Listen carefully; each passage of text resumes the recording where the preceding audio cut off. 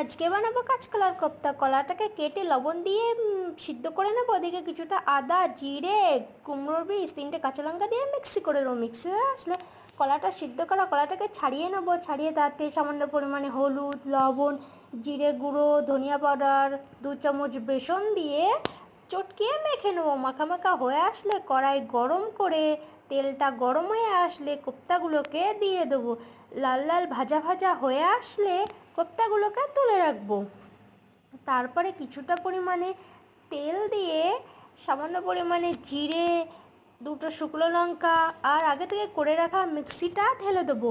তাতে জিরে গুঁড়ো, ধনিয়া গুঁড়ো, লাল মির্চ পাউডার, লবণ, হলুদ সমস্ত কিছু একটু মশলাটাকে ভেজে নেবো। ভাজা ভাজা হয়ে আসলে জল দিয়ে কোপ্তা আগে থেকে ভেজে রাখা কোপ্তাগুলোকে দিয়ে দেবো।